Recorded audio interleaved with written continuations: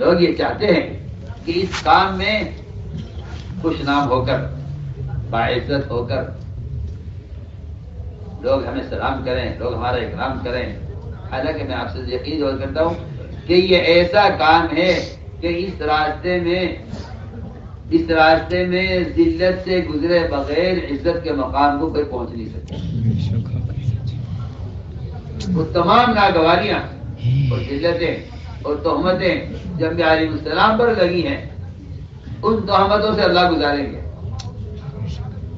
اور مولانا صاحب کا ملفوظ ہے قرآن کے لیے، فرماتے ہیں اس راستے کی ذلت سے گزرے بغیر اس راستے کی عزت کو کوئی پہنچ نہیں سکتا. ہم خوش نام ہو کام کرنا چاہیں، وہاں سارا کام بدنام ہو کر ہے. آپ دیکھ لیجیے آپ صلی اللہ علیہ وسلم پر جو تہمتیں نبیوں پر لگی ہیں، اللہ نے ان تہمتوں سے نبیوں کو پاک ضرور کیا ہے، مگر تہمتیں لگی ہیں، مگر آپ صلی اللہ علیہ وسلم نے کسی بات پر صفائی نہیں پیش کی. بسم اللہ الرحمن الرحیم. السلام علیکم ورحمۃ اللہ. حضرت جی مولانا سعد صاحب دامت برکاتہم کا بیان سماعت فرمائیے. بیان کو لائک اور شیئر کرنا مت بھولیے اور اپنی آراء سے ضرور آگاہ کیجیے. جزاکم اللہ خیر. آ کر عرض کیا اللہ فلاں علاقے میں مسلمان پر حالات آ گئے ہیں، ان کی مدد کے لیے مال کی ضرورت ہے. آپ کے پاس کچھ نہیں تھا، آپ کے پاس کچھ نہیں تھا، صحابہ کے پاس کچھ نہیں تھا. یہ بیٹھے ہوئے تھے. زید بن ثانہ، ان کو موقع اچھا لگا کہ اس وقت ان کی مدد کرو. زید بن ثانہ نے آپ کو سونا بطور قرض پیش کیا، کہا یہ سونا لیجئے اور اس سونے کے بدلے میں اتنی کھجوریں میں فلاں تاریخ میں آپ مجھے دیجیے. ٹھیک ہے. آپ نے مسلمانوں کی مدد کے لیے قرض لیا،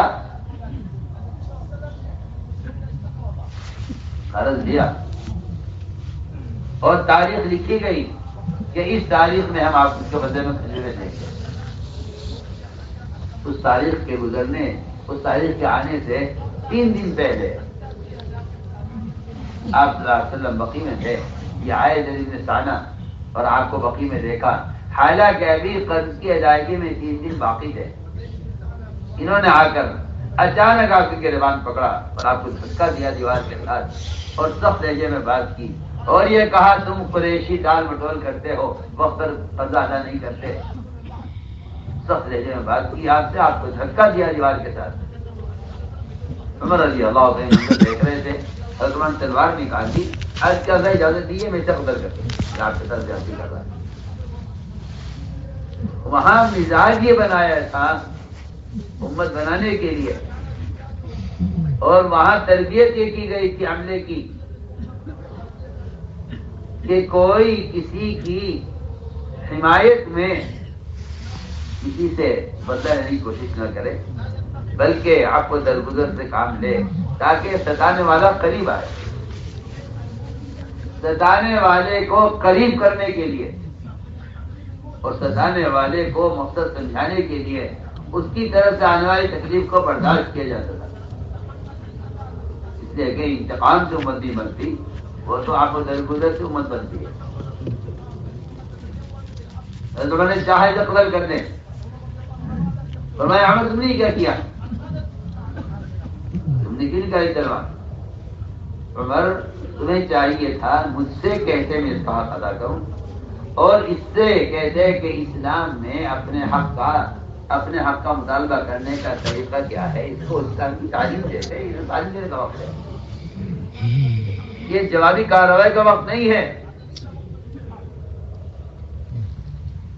کیونکہ جو انتقام کا جذبہ رکھتے ہیں وہ افہام و تفہیم کا جذبہ نہیں رکھتے. میں آپ سے بہت ضرور بات کر رہا ہوں، جن کے ذہن میں انتقام کا جذبہ آ جاتا ہے وہ پھر افہام و تفہیم کو نہیں جانتے کہ افہام و تفہیم کسے کہتے ہیں.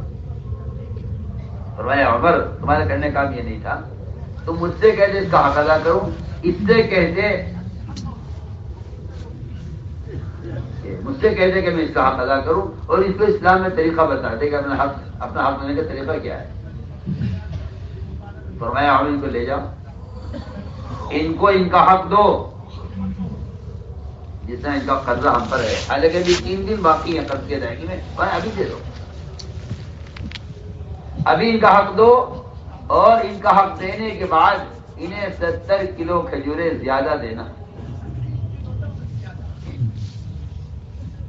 عثمان لے گئے ان کو ان کا حق دیا، اور ان کو حق ادا کر کے 70 کلو کھجور ان کو زیادہ دیا۔ تو زید نے کہا کہ عمر میرا تو حق پورا ہو گیا، یہ 70 کلو کھجور زیادہ کیوں دے رہے ہو؟ عثمان نے کہا مجھے اللہ کے نبی نے حکم دیا ہے کہ عمر تم نے اس کے ساتھ زیادتی کی ہے، اور تم نے اسے قتل کی دھمکی دی ہے، اور تم نے اس کو تلوار دکھلائی ہے، اس لیے تمہیں چاہیے کہ اس کو 70 کلو کھجوریں زیادہ دو۔ آپ سوچیے تو اس کا کوئی ذکر نہیں کہ تم نے کیا کیا ہے، اس کا کوئی ذکر نہیں تم نے کیا کیا ہے، بلکہ صرف اس کا ذکر ہے کہ عمر تم نے اس کو تلوار دکھلائی ہے، تم اس کو 70 کلو کھجوریں زیادہ دو۔ میں عرض کرنا چاہتا تھا کہ اخلاق اور رسوخ قلبی کا تقاضا یہ ہے کہ ستانے والوں پر احسان کرو اگر امت بنانا چاہتے ہو، ستانے والوں پر احسان کرو امت بنانا چاہتے ہو۔ اس لیے میں کہا کرتا ہوں کہ احسان کے 3 درجے ہیں، احسان کے 3 درجے ہیں۔ سب سے ادنا، سب سے گھٹیا درجہ محسن پر احسان کرنا ہے۔ احسان کرے تو بچے میں احسان کروں، یہ تو سب سے گھٹیا درجہ تھا جسے میں آج سمجھتے کہ ہم نے سب سے بڑا کام کیا ہے کہ محسن کے احسان کا بدلہ دے دیا ہے۔ محسن کے احسان کا بدلہ نہ دینے والا تو لئیم ہے،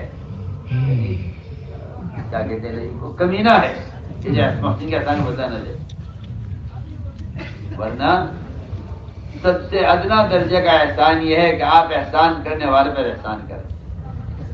دوسرا درجہ یہ ہے احسان کا کہ آپ ایسے آدمی پر احسان کریں جو آپ کو جانتا نہیں، آپ اس کو جانتے نہیں، کبھی اس نے آپ کو سلام نہیں کیا، کبھی آپ کی غم میں شریک نہیں ہوا، کبھی آپ کی خوشی میں خوش نہیں ہوا، آپ کو اس سے کوئی جان پہچانی رہ دینا کچھ نہیں، آپ اسے احسان کریں۔ یہ احسان کا درمیانہ درجہ ہے،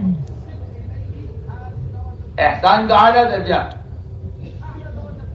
جس پر محمد صلی اللہ علیہ وسلم فائز ہیں، جس درجے پر، وہ احسان کا اعلیٰ درجہ یہ ہے کہ ستانے والوں پر احسان کرو۔ میں آپ سے بہت ضرور عرض کر رہا ہوں، امت میں جو فرقے بنے ہیں اور امت میں جو ٹکڑے بنے ہیں، اس کی بنیادی وجہ یہ ہے کہ ہم ستانے والے کا بدلہ، ستانے والے سے بدلہ، اللہ مجھے معاف فرمائے کہ ان کا جواب پتھر سے دینے کے لیے تیار ہو گئے۔ یہ نبی کی تعلیم نہیں، اپنے ہو یا غیر، دور کے ہو یا قریب کے، امت بنانے کے لیے تو اللہ کی قسم وہی طریقہ اختیار کرنا پڑے گا جو طریقہ محمد صلی اللہ علیہ وسلم نے خود اختیار کیا ہے اور اپنے صحابہ کو اس کا پابند کیا ہے۔ جواب کیوں؟ اللہ تعالیٰ کی غیبی نصرت تیرے ساتھ، تیرے خاموش رہنے پر ہے۔ اگر تو جواب دیتا ہے پلٹ کر، آپ صلی اللہ علیہ وسلم کھڑے رہے اور ایک یہودی حضرت ابوبکر صدیق رضی اللہ عنہ گالیاں دیتا رہا اور سنتے رہے، آپ خاموش کھڑے رہے، ابوبکر رضی اللہ عنہ ایک بات کا جواب دے دیا، ایک بات کا جواب دیا ابوبکر رضی اللہ تعالیٰ عنہ نے، آپ صلی اللہ علیہ وسلم پیچھے پھر چل دیے۔ ابوبکر نے فرمایا اسلام کہاں جا رہے؟ میں نے ایک بات کا جواب دیا، آپ چل دیے، تو پھر کر فرمایا کہ ابوبکر جب تک تم خاموش تھے اللہ تعالیٰ کی طرف سے فرشتہ جواب دے رہا تھا، فرشتہ موجود تھا، تمہارے بولتے ہی فرشتہ واپس ہو گیا، تمہارے بولتے ہی فرشتہ واپس ہو گیا، اور جب میں نے دیکھا کہ اللہ کی مدد واپس جا رہی ہے تو مجھے یہاں رہنا چاہیے، وہاں سے ہٹ گیا۔ آپ غور کیجیے، تو وہ عرض کیا، اس نے مجھ سے یہ کہا، میں نے ایک بات کا جواب دیا صرف، اور میں تمہاری ایک بات کی میں کہا کرتا ہوں کہ جو آدمی اپنی طاقت کو ملائکہ کی طاقت سے زیادہ یقین کرتا ہے وہ جواب دینے کی کوشش کرے گا، اور اگر اس کا یقین یہ ہے کہ میری طرف سے فرشتہ دفاع کر رہا ہے، جواب دے رہا ہے، مجھے بولنے کی ضرورت نہیں ہے۔ میں آپ کو ایک مثال عرض کرتا ہوں، اگر عدالت میں آپ کوئی وکیل کرنے تو جج کے سامنے آپ نہیں بولیں گے، قاضی کے سامنے آپ نہیں بولیں گے، وکیل بولے گا۔ اگر کوئی آدمی اللہ کو وکیل بنا لے تو پھر بولنے کی گنجائش کہاں رہ سکتی ہے؟ جب انسان کو وکیل بنانے کے بعد آدمی خاموش رہتا ہے کہ مجھے کیا بولنا ہے، وہ تو وکیل بولے گا جس کے سامنے۔ ایک انسان کو آپ وکیل بنا کر خاموش رہنا پسند کرتے ہیں تو اللہ کو وکیل بنا کر بولنا کیوں پسند کرتے ہیں، جواب دینا کیوں پسند کرتے ہیں؟ میں ایک سوال کر رہا ہوں سب سے، چھوڑو۔ لوگ یہ چاہتے ہیں کہ اس کام میں خوش نام ہو کر، باعزت ہو کر لوگ ہمیں سلام کریں، لوگ ہمارا اکرام کریں۔ حالانکہ میں آپ سے یقین اور کرتا ہوں کہ یہ ایسا کام ہے کہ اس راستے میں ذلت سے گزرے بغیر عزت کے مقام کو کوئی پہنچ نہیں سکتا۔ وہ تمام ناگواریاں اور ذلتیں اور تہمتیں جب بھی علیہ السلام پر لگی ہیں، ان تہمتوں سے اللہ گزاریں گے۔ اور مولانا صاحب کا محفوظ ہے قرآن کے لیے، فرماتے ہیں اس راستے کی ذلت سے گزرے بغیر اس راستے کی عزت کو کوئی پہنچ نہیں سکتا۔ ہم خوش نام ہو کر کام کرنا چاہیں، وہاں سارا کام بدنام ہو کر ہے۔ آپ دیکھ لیجیے آپ صلی اللہ علیہ وسلم پر جو تہمتیں نبیوں پر لگی ہیں، اللہ نے ان تہمتوں سے نبیوں کو پاک ضرور کیا ہے، مگر تہمتیں لگی ہیں، مگر آپ صلی اللہ علیہ وسلم نے کسی بات پر صفائی نہیں پیش کی۔ دماغ نے کہا کہ آپ کو پر جنون ہے، آپ خاموش رہے۔ دماغ نے کہا آپ بیمار ہیں، آپ خاموش رہے۔ دماغ نے کہا میں آپ کا علاج کروں گا، آپ خاموش رہے۔ میں عرض کرنا چاہتا تھا کہ یہ سب ایک بڑی بنیادی شرط ہے کہ داعی کے دل میں اگر وسعت ہے پھر تو دشمن بھی اس وسعت میں دوست بن کر اندر سما جائے گا۔ داعی میں اگر دل میں وسعت ہے تو دشمن دوست بن کر اس وسعت میں سما جائے گا، اور اگر تنگ دلی ہے تو میں کہتا ہوں کہ دوست بھی ایسے لوگوں سے متنفر ہو کر الگ ہو جائے گا۔ کرنی چاہیے۔ اس لیے آپ صلی اللہ علیہ وسلم نے اپنے صحابہ کو صبر پر تیار کیا تھا، صحابہ کو صبر پر تیار کیا تھا۔ عجیب و غریب واقعات ہیں۔ پوچھا ہے ابو ذر حالات آئیں گے کیا کرو گے؟ عرض کیا کہ مدینہ چھوڑ کر ملک شام چلا جاؤں گا۔ فرمایا ملک شام کے عمرہ تمہیں شام سے نکالیں گے؟ کہنے لگے جی صبر کر لوں گا، مدینہ آ جاؤں گا، یہاں آ کر رہوں گا۔ فرمایا کہ مدینہ کے عمرہ تمہیں دوبارہ نکالیں گے؟ کہنے لگے جی اب تو بس بہت ہو گئی ہے، اب کب تک صبر کروں گا، اب تو میں تلوار لے کر ان ستانے والوں کا مقابلہ کروں گا۔ آپ نے فرمایا صبرن یا ابا ذر، صبرن یا ابا ذر، ابو ذر صبر کرتے رہنا، درگزر کرتے رہنا، اور کب تک کرنا؟ جب تک ہماری تمہاری ملاقات ہونے کو صبر ہو۔ یعنی یہ صبر کی مصیبت چاہیے، نہ 2 سال، نہ 4 سال، نہ 6 سال، نہ 10 سال۔ فرمایا کہ صبر کرتے رہنا حتی تلقانی وانت علی ذلک، میری تمہاری جو ملاقات ہوگی وہ اس صبر کے ساتھ حوض کوثر پر ہوگی۔ اس کا مطلب یہ تھا کہ صبر موت تک کرنا ہے۔ میں اس سے کہا کرتا ہوں کہ صبر اس راستے میں چلنے کا پیٹرول ہے صبر۔ جہاں صبر ختم ہو جائے گا وہاں سفر ختم ہو جائے گا۔ میں بہت ضروری بات کرتا ہوں، جہاں صبر ختم ہو جائے گا وہاں سفر ختم ہو جائے گا۔ اس لیے فرمایا کہ ہاں ناگواریاں آئیں گی، ان ناگواریوں کو برداشت کرتے رہو، ناگواریوں کو برداشت کر کے چلتے رہو۔ کیوں؟ اس لیے کہ جتنی خیریں ہیں، صحابہ فرماتے ہیں ہمیں ناگواری میں پائی ہے خیر۔ اور میں مزید ایک بات عرض کرتا ہوں، بعض مرتبہ لوگوں کو آپس کی اجتماعیت میں وہ نقصانات، ناگواریاں، پریشانیاں، تکلیفیں پیش آتی ہیں، اس کے لیے وہ چاہتے ہیں کہ کوئی الگ راستہ اختیار کیا جائے۔ عبداللہ ابن مسعود رضی اللہ عنہ کا قول میں عرض کرتا ہوں۔ عبداللہ مسعود فرمایا کہ رضی اللہ تعالیٰ عنہ کہ آپس کی اجتماعیت میں جو ناگواریاں اور دشواریاں آپ کو پیش آ رہی ہیں یہ بہت بہتر ہے اس خیر سے جو خیر تمہیں اختلاف میں نظر آ رہی ہے. بہت عجیب مقولہ ہے حضرت رسول اللہ صلی اللہ علیہ وسلم فرماتے ہیں جو ناگواریاں اور دشواریاں تمہیں آپس کی اجتماعیت میں نظر آ رہی ہیں وہ بہت بہتر ہے اس تمام خیر سے جو خیر تمہیں اختلاف میں نظر آ رہی ہے. تو میں نے عرض کیا کہ پہلی بات یہ کہہ رہا تھا کہ اس کام کے کرنے کے لیے وسعت قلبی چاہیے. اجتماعیت کے لیے پہلی شرط یہی ہے کہ وسعت قلبی چاہیے. اس لیے حضور اکرم صلی اللہ علیہ وسلم نے تو اللہ نے خود فرمایا ہے کہ نبی جی آپ درگزر کیا کریں، معاف کر کیا کریں، درگزر کریں اور معاف کریں، مواخذہ نہ کریں. اسی لیے ہمارے یہاں بے وصولی کرنے والے کا مواخذہ نہیں ہے کہ انہیں پکڑو نے ایسا کیوں کیا ہے، کہ بے وصولی کرنے والے کا مواخذہ نہیں ہے، غلطی کرنے والے سے صحیح بات کا مذاکرہ کرنا ہے. بس مذاکرہ بھائی یہ ہونا چاہیے، یہ ہونا چاہیے، یہ ہونا چاہیے، یہ ہونا چاہیے، یوں کیوں ہوا، یوں کیوں کیا آپ نے، یہ نہیں، مواخذہ نہیں، مذاکرہ.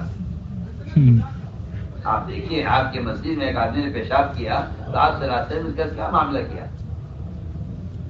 اس کے ساتھ معاملہ پہلا شفقت کا کیا.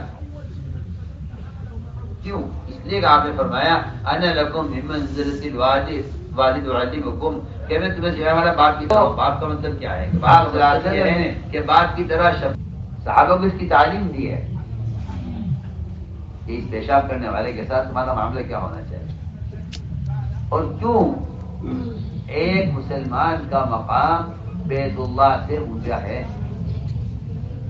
آپ نے بیت اللہ کو دیکھ کر صاف فرمایا کہ میں تجھ سے کہتا ہوں کہ تیری تعظیم واجب ہے اور تیرا احترام لازم ہے، مگر پھر اور تیری خوشبو عمدہ ہے، مگر تجھ سے کہتا ہوں اے بیت اللہ ایک مسلمان کا مقام تجھ سے اونچا ہے.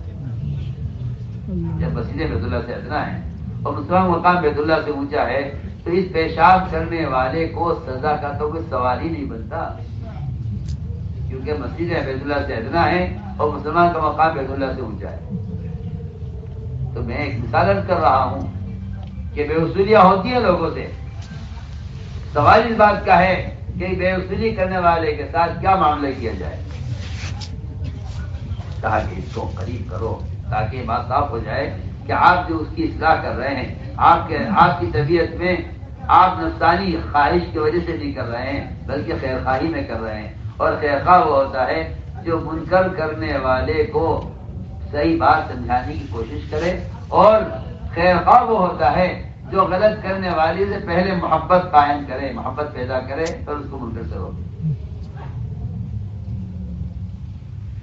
اگر آپ غلط کرنے والے سے پہلے محبت پیدا نہیں کرتے، اگر آپ غلطی کرنے والے سے محبت پیدا نہیں کرتے تو آپ کا اس کو روکنا غلط کام سے اس میں آپ کو کامیابی حاصل نہیں ہوگی. وجہ اس کی یہ ہے کہ آپ کے دل میں اس کے لیے شفقت نہیں ہے. اس لیے جن کے دلوں میں شفقت نہیں ہوگی امت کے لیے، اللہ اس سے امت کی اصلاح کا کام لیں گے بھی نہیں. یہ پکی بات ہے. انبیاء علیہ السلام قوموں کے لیے شفیق بن کر بھیجے جاتے ہیں. وہ تو بستی میں داخل ہونے سے پہلے اپنی محبت قوم کے لیے، قوم کی محبت اپنے لیے اللہ سے مانگتے ہیں. میں نے چند مثالیں عرض کی ہیں. یہ طریقہ یہ ہے کہ غلط کرنے والے کے ساتھ معاملہ سختی کا نہیں بلکہ اس کے ساتھ معاملہ شفقت کا کیا جائے اور اس کو اصول بتا دیا جائے. تو اصول یہ ہے، تو میں نے عرض کیا کہ آپس کی اجتماعیت کے لیے بنیادی شرط صبر ہے اور درگزر ہے، اور آپس کی اجتماعیت کے لیے ایک بہت بڑا اصول یہ دیا گیا ہے. بہت بڑا اصول یہ دیا گیا ہے کہ غلطی کرنے والے سے اس نے غلطی کیوں کی ہے اس کا عذر معلوم کیا جائے. ہاں آپ نے ایسا کیوں کیا، کیا وجہ ہے؟ بہت ممکن ہے، بہت ممکن ہے کہ اس آدمی کو اصول کی خبر نہ ہو، بہت ممکن ہے کہ اس طرح حالات ایسے آ گئے ہوں، یہ جو قصے بیچارے تھے ان حالات میں اس سے غلطی ہو گئی ہو۔ میں اس کی ایک مثال عرض کرتا ہوں، غلطی کرنے والے سے عذر معلوم کرو، غلطی کرنے والے سے عذر معلوم کرو، سزا دینے سے پہلے معلوم کرو کہ آپ سے غلطی کیوں ہوئی ہے۔ میں اس کی مثال عرض کرتا ہوں۔ حضرت حاتم بلتع رضی اللہ تعالیٰ عنہ نے کفار مکہ کو خبر کر دی کہ محمد صلی اللہ علیہ وسلم تم پر حملے کی تیاری کر رہے ہیں۔ یہ میں کہتا ہوں کہ یہ آخری غلطی ہو سکتی ہے، اگر خدا نہ کرے تو غلط سوچے تو یہ جاسوسی ہو سکتی ہے مشرکین کے لیے۔ بہت عجیب مثال ہے۔ خط لکھا مشرکین مکہ کو، یہ محمد صلی اللہ علیہ وسلم تم پر حملے کی تیاری کر رہے ہیں۔ آپ تو فوراً کہہ رہے ہیں ہاں یہ آدمی ہمارا آدمی نہیں ہے، اس سے نکال دو، اس آدمی نے یہ خبر دی ہے، اس کو نکال دو، اس آدمی نے غلطی کیسے نکال دو، کیونکہ یہ جاسوسی کر رہا ہے ہماری۔ سنیے تو صحیح، آپ صاحب نے کیا کیا؟ اللہ نے آپ کو وہی سے بتایا کہ ایک عورت خط لے کر جا رہی ہے مکہ مکرمہ کی طرف، اسے پکڑوائیے، جلدی سے خط دیجیے۔ فوراً 3 صحابوں کو بھیجا، ہو گئے جا کے عورت کا خط لائے۔ وہ خط کھلا، اس حاتم کی طرف سے تھا، وہ مکے والوں کے نام، خط کھل گیا۔ حضرت نے کہا اصلا ایک منافق ہے، اسے میرے حوالے کیجیے، میں اسے قتل کرتا ہوں۔ اس نے آپ کی بات کی، اس نے آپ کو، آپ خاموشی کے ساتھ تیاری کر رہے تھے، اس نے کافروں کی مدد کی ہے ان کو خبر کر کے، تاکہ وہ آپ کے خلاف کوشش کریں۔ فرمایا عمر جلدی مت کرو، عمر جلدی مت کرو، حاتم کو بلاؤ، اس سے پوچھو اس نے ایسا کیوں کیا۔ اتنا بڑا دل کہاں سے لائیں گے؟ ایک آدمی آپ کے ساتھ رہ کر آپ کے دشمن کو مخبری کر رہا ہے، اور آپ کے دل کی وسعت یہ ہے کہ آپ کہہ رہے نہیں ہمیں ایسا نہیں ہے، پوچھو اس سے ایسا کیوں۔ آپ نے بلایا حاتم کو، حاتم یہ خط تمہارا ہے کہ نہیں میرا؟ تم نے لکھا ہے کیوں لکھا؟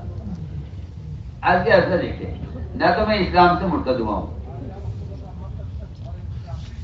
اور نہ میں اسلام کے بارے میں بدخواہ ہوں، اور میرا یہ یقین ہے کہ اگر ساری دنیا کو بھی معلوم ہو جائے کہ آپ خلاف جنگ کی تیاری کر رہے ہیں، اللہ تعالیٰ پھر بھی آپ کو غلبہ عطا فرمائیں گے، مدد آپ کے ساتھ ہے۔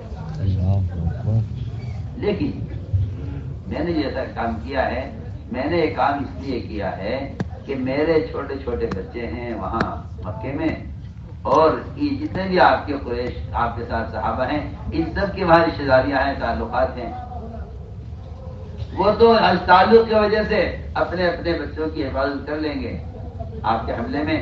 میرا کوئی وہاں جاننے والا نہیں ہے، میرا کہاں کوئی رشتہ دار نہیں ہے، میرے بچے وہاں ہیں، میں نے وہاں کے کفار پر احسان کیا ہے تاکہ وہ اس احسان کے بدلے میرے بچوں کی، میں ان سے بات کیا کر میں تمہیں خبر کر دوں تو تم میرے بچوں کی حفاظت کر لو گے۔ میں نے اپنے بچوں کی حفاظت کے لیے مشرکین پر احسان کیا ہے۔